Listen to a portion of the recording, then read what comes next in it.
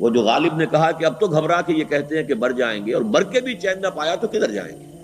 وہ صحیح کیفیت ہے۔ اور قید حیات و بند و غم اصل میں دونوں ایک ہیں، موت سے پہلے آدمی غم سے نجات پائے کیوں؟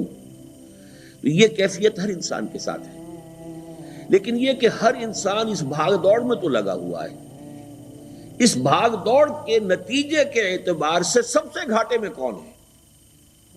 یہ سوال پوز کیا ہے، قل هل ننبئکم، کیا ہم تمہیں بتائیں بالاخسرین اعمالا، سب سے زیادہ خسارے میں، اخسر افعل التفضیل، اکبر سب سے بڑا، افضل سب سے فضیلت والا، تو اخسرین اعمالا، اپنی سعی و جہد، بھاگ دوڑ، محنت مشقت، جد و جہد میں سب سے زیادہ گھاٹے میں کون رہے؟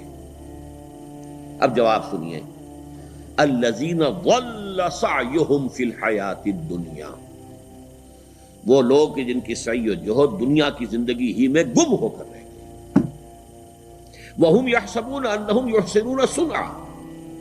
اور اس کے باوجود وہ سمجھ یہ رہے ہیں کہ ہم تو بہت عمدہ کام کر رہے ہیں، بہت میں نے جائیداد بنا لی ہے، میرا کاروبار کتنا فلرش کر رہا ہے، میرے کتنے کارخانے بن گئے، میرا کتنا نام جو ہے مشہور ہو گیا ہے، میں کس سٹیٹس تک پہنچ گیا ہوں، میں نے کتنی سیاسی کامیابی حاصل کر لی ہے۔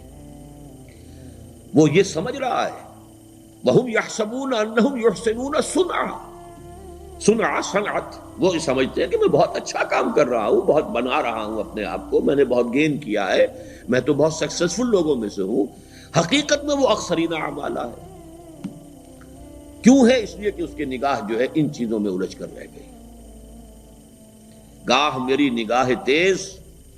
چیر گئی دل وجود، گاہ الجھ کے رہ گئی میرے توہمات میں۔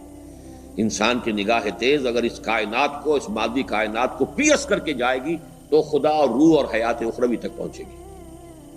لیکن اگر وہاں نہیں، اسی میں الجھ کر رہ گئی،